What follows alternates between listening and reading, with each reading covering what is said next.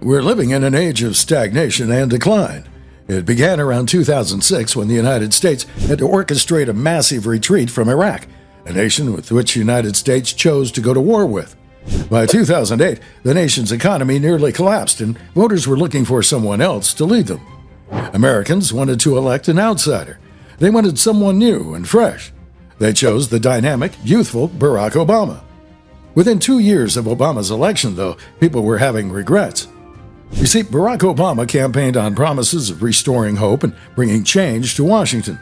Yet, few people seemed to understand that Obama was himself a creature of the establishment.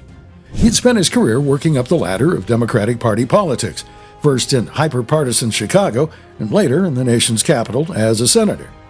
Sure, he was opposed to the Iraq War and wanted to nationalize our healthcare system, but those were easy positions to take for a Democrat back then.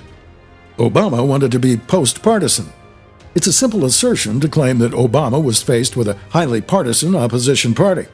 Although in Obama's first 2 years in office, the Republicans had so little power that the Democrats were able to ram through the Affordable Care Act, also known as Obamacare, without a single Republican vote in the Senate. It was after that action that many Americans came out and voted to give Republicans more power in the 2010 midterms. The reason was not because the Republicans were blocking Obama. It was because, in the eyes of most Americans, Barack Obama had broken his promise to be bipartisan. He squandered a historic majority.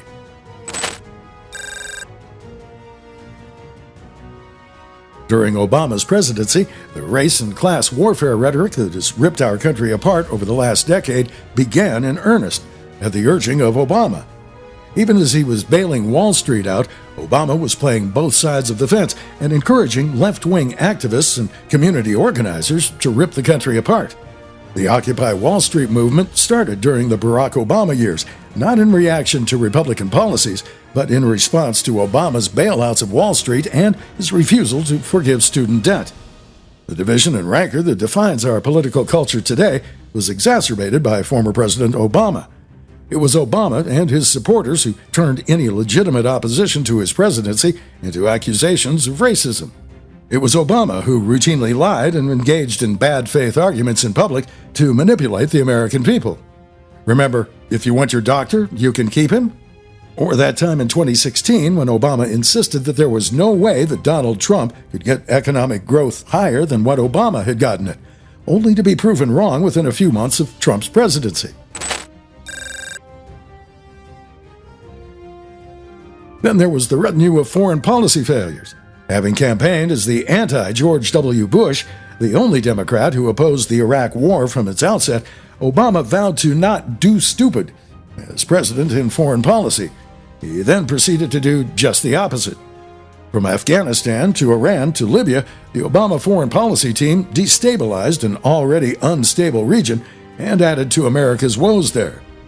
Egypt was a hair's breadth away from becoming the Iran of the Sunni Arab world before the Egyptian military overthrew the Obama-backed Muslim Brotherhood president, Mohammed Morsi. Washington pushed Israel away under Obama, creating the frostiest relations imaginable with the only liberal democracy in the region, all while Obama tried to empower nuclear arming Iran.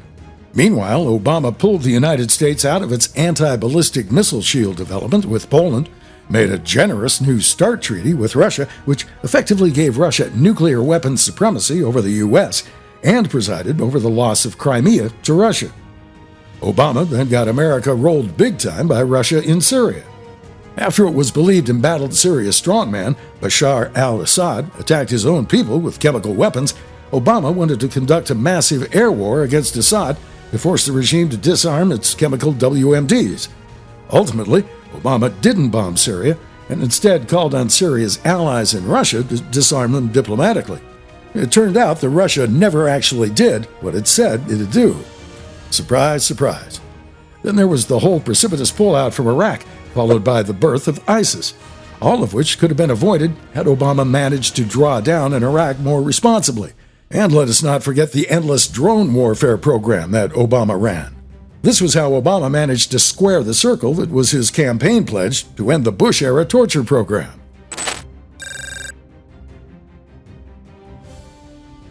First, he signed an executive order closing the Guantanamo Bay prison where many suspected terrorists are being held indefinitely. Of course, the order was apparently non-binding, since the facility remains in use today.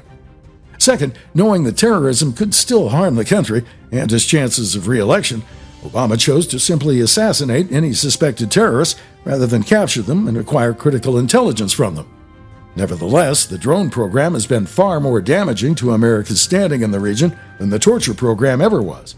What's more, it left a huge hole in intelligence collection because we basically killed the bad guys before finding out what they knew about potential plots against the homeland. Furthermore, Obama had spent more U.S. tax dollars than the previous 43 presidents combined. He blew a major hole in our national debt. Whatever excesses his two successors have engaged in, Obama completely abandoned any semblance of fiscal responsibility, which in turn helped to set the stage for the current economic crisis that we're entering. Obama's presidency was a massive letdown. He helped to create many of the crises which we're having to deal with today. Plus, Obama paved the way for the current Biden administration, which, if you can believe it, is an even greater disaster than the Obama presidency ever was. When historians look back at this time in America's history, if there's anyone left in the future to study this time, they will identify Barack Obama's presidency as the point in which the United States began its precipitous fall from the sole remaining superpower to a dying power. The opinions expressed in this editorial are those of the writer, not necessarily those of this presenter. I'm a paid announcer.